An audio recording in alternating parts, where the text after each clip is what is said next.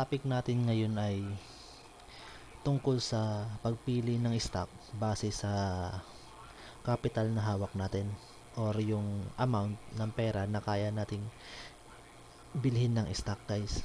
Paano nga ba tayo mamimili ng stock, guys, na bibili natin base sa ating capital?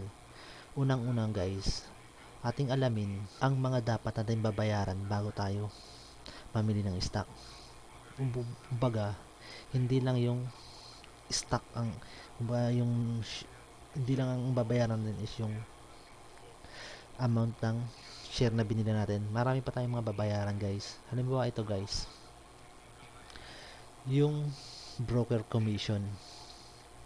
Ang broker commission, guys, is nagkakalagayan ng 0.25% ng total gross buying amount. Kumbaga, kung piso ang binili mo, piso ang share na binili mo, tapos may quantity ka na 1,000, bali 1,000. So, ang 25.25% ng 1,000 is 2.5. Pero guys, ang broker commission ay may minimum na 20 pesos.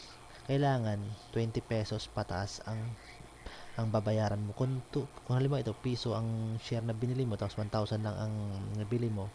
So, ang broker commission na lumabas sa 0.25% is 250. So, ang mga minimum, ang babayaran mo sa broker is 20 kasi yun ang minimum. So, yun guys, ang una nating tatandaan, yung broker commission. Pangalawa guys, yung BAT. Yung BAT na babayaran mo. Yung BAT guys is 12% yan ng broker commission. So, kung 20 ang broker commission, so 12% yan is 2.4. Ngayon guys, yung isa pang babayaran kapag bibili ka ng stock is yung SCCP. Ito yung binabayaran ng broker mo sa PSE. Ang halaga dyan is equivalent sa 0.01% ng gross amount. So, yung 1,000 guys, yung 0.01 yan is 0.10 lang. So, walang minimum yan. Basta 0.01 ng gross ng binili mo. So, kapag binenta mo naman guys yung dito yung stock mo, may babayaran ko ulit. Ganon din dun sa naunang yung sa kung paano mo binili, ganun ang babayaran mo, may dagdag lang na 0.60% na sales tax guys. So yung sales tax guys is ng 0.60 yan ng gross selling amount mo. So yun ang madadagdag guys. So guys, balik tayo dun sa sinasabi ko. Paano tayo mamimili ng stock guys na bibili natin guys, na base doon sa ating capital, na halimbawa ko is 5,000 pesos ang ating stock na ang ating capital. So guys, ang pangalawa nating titingnan guys is yung lot size o yung minimum quantity na dapat nating mabili kapag depende doon sa presyo na bibili natin guys. Halimbawa guys, itong 0.5 to 4.9 is 1,000 ang minimum niyan guys. 1,000, ibig sabihin 1,000 ang minimum na bibilin mo, then sumunod na bibilin mo diyan, ita times 2 mo yan, kasi kung normal at ang pipiliin mo guys, dapat times ay multiplicable by 1,000. So sunod na 2,000. So pam range ng 0.05 to 4.9 is 1,000 ang minimum mo. Then dito tayo sa sumunod is 5 pesos to 9.99 is 100 guys ang minimum niyan. So basta multiply by 100, sunod-sunod na yun guys, kung 200, 300. Then from 10 pesos to 19.98 guys is 100 din ang minimum. From 20 pesos to 49.95 is 100 din ang minimum guys. Then sa 50 pesos to 99.95 is 10 quantity ang kailangan mong bilhin guys. So yan guys. At ang pangatlo guys, natatandaan natin guys, gaano ba yung text size o yung pag-angat baba ng bawat share na yan, yung presyo na kung base sa kanilang presyo guys. Yung 0.5 to 4.9 ang nagbabase sa bawat ang pag-angat baba niyan is 0.01 guys, na 0.01 tapos 0.02, kung basta 0.01 lang ang tinataas o baba ng 0.0, bababa ng 0.01, 0.02, basta 0.01 lang guys ang bawat bago ng kanyang ng kanyang price. Halimbawa, kung 5, kung 0.5, magbabago yun ng 0.51, sunod ang 0.52, tapos ganun guys ang mangyari. So, sa 5 pesos at 9.99 is 0.01 din guys. Then, yung 10 pesos to 19.19 is 0.02. Ibig sabihin, from 10 pesos, maging 0.02, 0.04, 0.06, 0.08, also, and so on. Tapos, sa 20 pesos, guys, to 49.95 is 0.05 ang babago niyan. Then, ganun din sa 50 pesos to 99.95, guys, is 0.05, guys. So, guys, sa 5,000 na capital mo, is ano ang stock na dapat mong bilhin, ano yung price na dapat mong bilhin guys. At kailangan guys, pag bumili kayo guys, dapat mabilis nyong mababawi or itong mga buying charges at sa mga at selling charges guys na inyong bibilin guys, base doon sa quantity guys. So kung may 5,000 ka guys na capital at bibili ka ng stock guys, ano ba, mamimili tayo dito ng stock guys, dito sa blue chip company guys. Ang pipiliin natin dyan is yung, halimbawa ito, yung BPI. Yung BPI guys is sikat yan, blue chip kumbaga. Ang last trade price niya is 72 guys. So, halimbawa 72 yung price na nabili mo dyan sa halagang 5,000 guys. Ikukumpara natin to guys ay yung mga price na to base sa ating capital guys. So, mamili tayo ng tatlong company guys, yung 1.05 to 4.99 at yung isa, yung 5 pesos to 9.99 hanggang dito sa 49 base dito sa 100, basta dito sa lot size. At itong 50 pesos to 99.95 guys, na 10 yung divisible siya. So ang pipili natin ay yung sa dito guys, sa between 50 and 99 is yung BPI guys na may 72. So yan ang pipili natin. Yan, BPI na may 72 guys na presyo. Basta guys, 5,000 yung ating capital. Buying capital is 5,000 pesos. 5,000 pesos ang buying capital guys. So, ang sunod natin na pagpipilian guys is kung sa comparison natin ibabase guys is yung 0.5 to 4.99 na may minimum na lot size na 1,000 guys. Tayo mamili tayo guys. Ito pili natin guys, SSP, kasi sikat na company rin to guys. Itong one, may halaga siya na 1.29 guys. 1.29 SSP 1.29. Ang sunod guys is yung nakakuha to guys kasi yung kumbaga yung halimbawa lang to, yung Tech o yung Certic Holding, isang sikat na company to sa ngayon na may price siya na last trade price niya is 8.23 guys. Ito 8.23. So ito guys 8.23.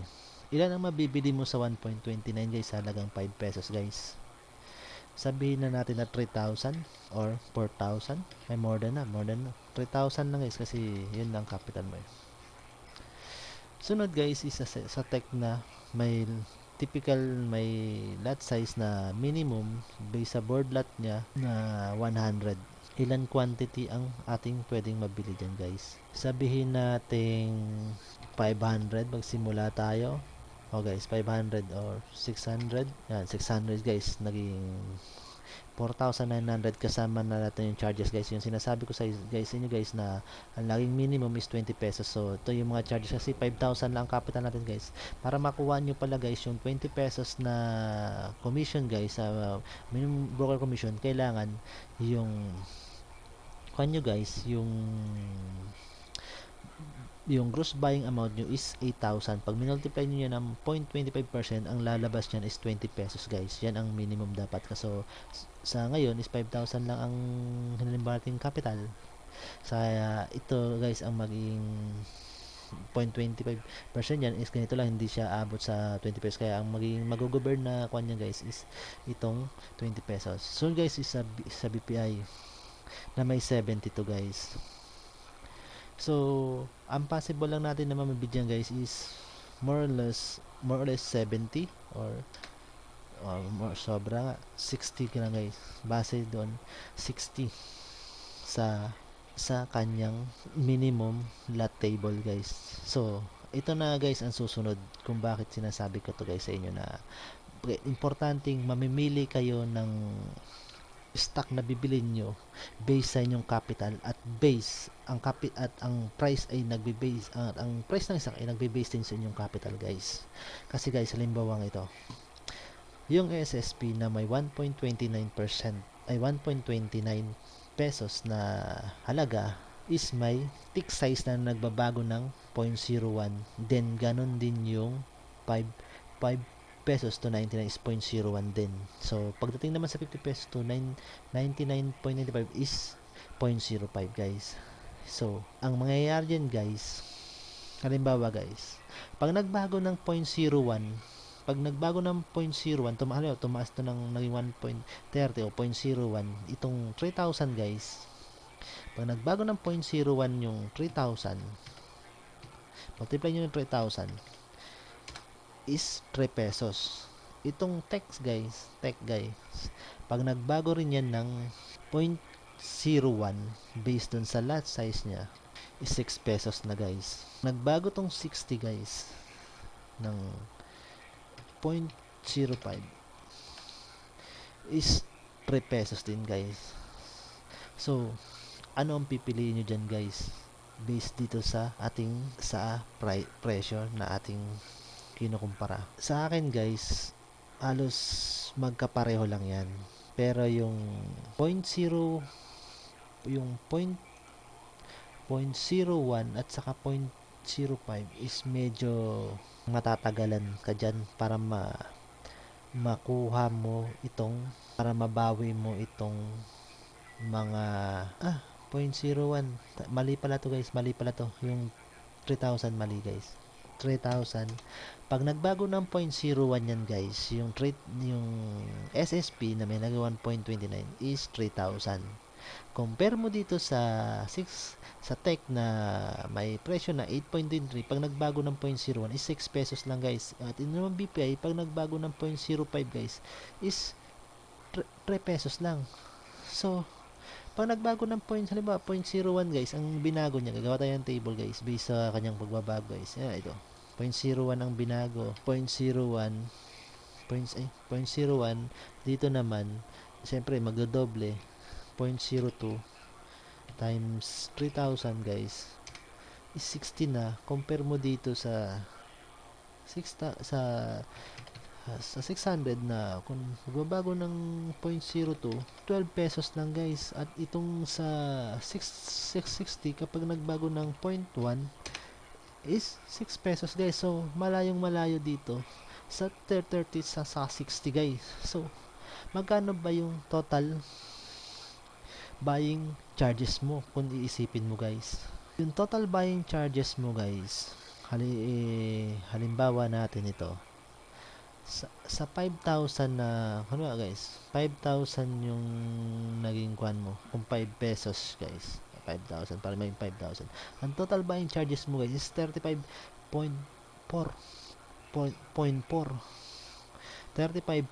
guys yung buying charges mo. So ang mangyayari sa atin yan guys, ito pa lang pag nagbago ng 0.02 guys, bawi mo na yung buying charges mo. Then yung selling charges mo rin ulit dyan guys kapag sa halagang yung pag naibenta mo na yan guys, yung selling mo is, halimbawa may share tayo na gross selling yung selling amount mo na 5,000, ang overall selling charges mo is 64 guys, 64.90 per pesos. So yung total selling charges mo guys is ano yung una? 35.4 base sa 5,000 mo. Saka kung naibenta natin to, kung gusto natin kumita guys ng 5% guys, 5% na 5,000 is 5%, dapat maibenta natin to ng mahigit sa 5,500. So dapat maibenta natin to sa halagang 5,000. Yung 5,000 para kumita ka is 5,000. Sabi natin 650 guys. Ang overall charge pag binenta mo sa 5,000, ang overall charges is 70.43 guys. 70.43. Yung 35, yung selling charge mo na 35.4 saka 70.43 guys. Pag ganyan ang presyo na gusto mo mangyari, 35.4 saka 70.23 guys. Ang total charges mo na kailangan guys na mabawi muna is 105.63 guys. So, ilan yan guys kung i-compare mo dito? Halimbawa, nagbago na ulit to ng, ito kasi guys, point everyone. So, 0.02. So, ibaba natin, babaguhin natin, gawa tayo ng table para mabawi natin yan guys. Nagbabago ng 0.01, 0.02, 0.03, 0.04, 0.05, tapos point times 3,000. Ito guys, pag nagbago to ng 0.03, magiging 90 siya. At ito, 0.04, 120 times mo siya ng 3,000 guys, is 150 na yan guys. So ito, ang isa guys is times mo siya ng 600, 18 pesos lang guys. Tapos yung ito, sa importante to guys na malaman nyo kung bakit ganito ang, para hindi kayo matagal maghabol. Kung isa kayong trader ay hindi kayo kailangan maghabol ng matagal sa isang stock nyo guys na bibilin. Halimbawa to guys, ito guys, di ba nagbabago siya ng ibig ko 0.05, 0.1, 15, yung BPI yan guys yung 0.20, 0.25 guys. So, kung pagmamasdan nyo itong mabuti guys, napaka crucial ng pagbibili guys based doon sa inyong capital. Hindi lang dapat kayo bumibili based doon sa sabihin yung sikat yung company or magandang klaseng company, kilala yung company guys. Dapat nag-base kayo guys sa pagbibili ng stock based sa inyong capital, at alam nyo rin dapat kung yung ano yung mga charges na kailangan yung bayaran guys. So napapansin nyo guys dito sa SSP guys, sa SSP, sa Tech at saka BPI, sa 5 times na umangat yung presyo guys ng mula sa pagbili nyo, ng umangat sila ng 0.0 hanggang 0.05 guys, ng ibig sabihin 5 times umangat yung presyo guys. Dito sa SSP guys, mapapansin nyo sa kailimang pag-angat niya pa lang, ibig sabihin sa 1.36 guys, may kinita na kayo guys. Compare nyo dito sa Tech na kung naging 8.28 siya, kasi 1 Tech size, lugi pa kayo ng 45 guys. At dito naman sa BPI na umangat siya ng 0.25, so lugi pa kayo ng 56 guys. So ibig sabihin dito pa lang sa 0.04 nga pa lang guys, halos bawin nyo na yung selling charges saka yung buying charges na nababayaran nyo sa isang broker guys, kapag ang binili nyo is 1 point mas mababang halaga. Kasi unang-una guys, mababang halaga siya guys, pero tingnan nyo naman yung quantity ganyan guys, 5 times siya dito at dito 50 times siya ang laki niya. Ibig sabihin niya guys, bumili kayo ng stock base sa capital nyo at base dito sa mga charges. Siguro guys, kung ang capital nyo na is nasa 100,000 or 50,000, masasabi yung 50,000 guys, pwede na possible niya dito na kayo bumili niya kasi 6,000. Kung 50,000 sa times sales mo, maging 6 kwan yan guys, magiging 6,000. Ito naman guys, pag 50,000 magiging 600 na yan guys. So ang pagbili ng stock guys based sa capital nyo is based din sa price range na dapat nyo lang bilhan guys, at based din sa pagbago ng kanyang tick size. Ibig sabihin yung pag-angat baba ng presyo niya, kasi aangat lang siya dito sa 0.5 to 4.9 ng 0.01. Ganoon din dito sa 5 pesos to 9.99 is 0.01, then sa 10 pesos to 9.99 is 0.02, at dito sa 50 to 99.95 is 0.05 guys. So ang pagbili ng stock guys hindi nakabase sa company, sa pangalan ng company, kundi nakabase ito sa presyo niya at sa quantity na mabibili nyo, at based din dun sa capital nyo, para hindi kayo magtagal guys. Hindi kayo magtagal sa isang stock kung sakali man na bumili kayo ng stock na ganyan. So guys, yan ang aking natutunan base sa aking pagte-trade nung simula ko pa lang sa stock market, nag-trade ako based doon sa pangalan ng company, based doon sa kanyang dito pagkakakilanlan, kilala siya. At unang-una nga pala guys, isa rin sa pang-apat ko na sasabihin sa inyo, magamit nyo rin sa pag-trade. Kung yung company na binilan nyo, halimbawa, kung nakita nyo yung price na gusto nyo based dun sa capital nyo, is nakakita kayo ng company, then yung company nun is di familiar sa inyo. Guys, ang isa sa mga mapapayo ko sa inyo, total, age of internet na ngayon or technology, modern technology, madali nyo lang guys, i-search nyo lang yung pangalan ng company sa Google, makikita nyo yung company profile nila, kung ano yung klaseng kung saan sila involvement, kasi importante rin guys yung involvement ng company, at makikita nyo rin doon yung mga pagbabago based sa kanilang based kung kailan sila nagsimula, kung based dun sa mga pinapakita rin kasi doon minsan pag sa Google makikita kayo mga sa mga website na pinapakita yung pagbago ng company, yung kung kumita siya o ano yung involvement niya, makikita nyo dun guys. So guys, yun ang ituturo ko sa inyo. Huwag kayong bumili ng stock based sa pangalan at dapat base sa quantity na mabibili nyo, base sa presyo at base sa pagbago ng presyo guys ng isang stock guys. Ah, eh, kung dito kayo guys bumili nun, makakabili naman sana kayo dito sa 0.25 na yan guys to 0.5 sa lagang 5,000 nyo, kaso magbabago lang siya ng 0.005. So may mga ganyang company rin sana guys, kaso hindi naman siya ganun kakwan yung dito yung pagbabago niyang presyo niya is hindi yung ganun ka uptrend. At isa nga rin pala guys, dapat bumili kayo ng stock ng isang stock na kwan nyo bibilin, tingnan nyo rin yung graph niya guys, yung chart niya pala, yung kung pa-uptrend siya. Baka bumili kasi kayo ng price na nasa uptrend siya and then going downtrend siya, so matatagalan din kayo guys doon. So yun ang mga tip ko guys sa pagbibili ng stock. Hindi ako nagbe-base sa pangalan ng company, kundi tinitingnan ko yung mga fundamentals niya at yung yung presyo, yung pag-angat ng presyo, kung mababawi ko guys. Ito guys, ang possible sa 600 na to guys, kung gusto mababawi mo pa lang itong mga charges na ito, dapat mapaangat mo siya ng plus 0.13.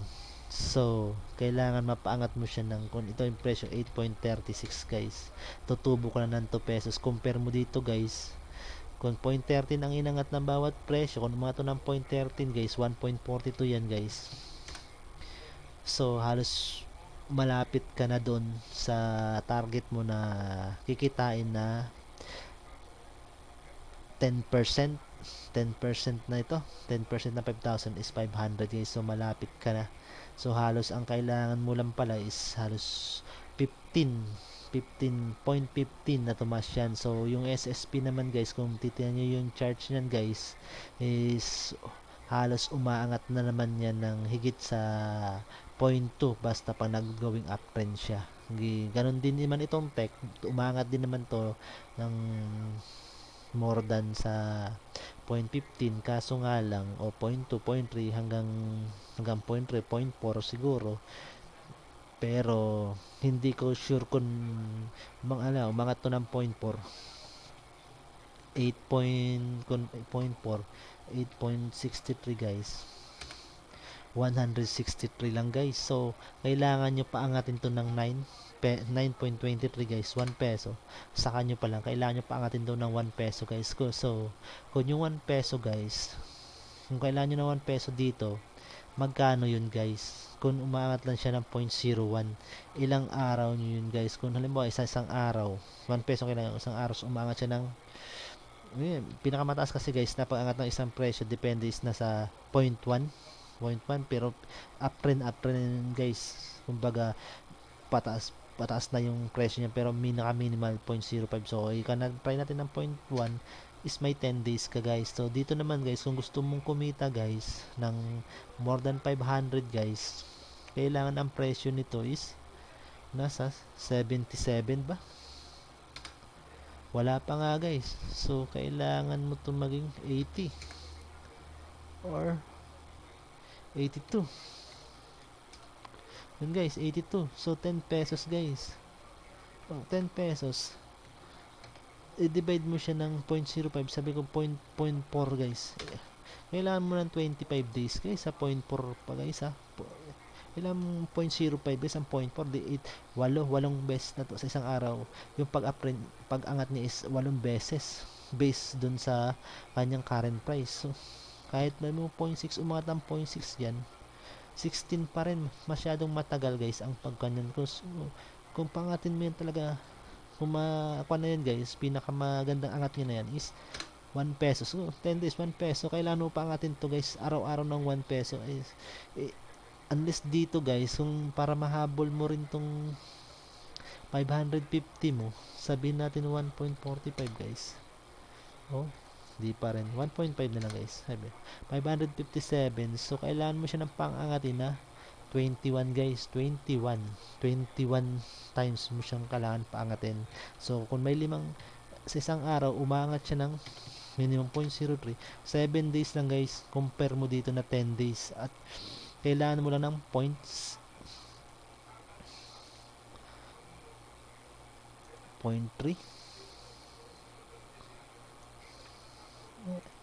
0.21 pala. Mali pala tayo, 0.21 guys. 0.03. Pangatin mo siya ng 0.03. So 7 days guys. So ito, kailangan mo ng 0.1. So 0.03 lang guys ang kailangan para umangat ng 0.03 high. Kung maganda pa yung pag-angat niyan guys, minsan 0.5, minsan nga kung maganda uptrend ng SSP na to na base sa aking pagtrade sa company na to, sa isang araw umangat siya ng 0.2 guys, 0.2. Pag naging maganda, kung ang kanyang pag yung nagba-buy out siya, babuy in siya ng stock. So tingnan nyo lang guys yung company na to guys, at ito kung based sa kanilang charts kung ilan yung inaangat nila para hindi rin kayo mahirapan.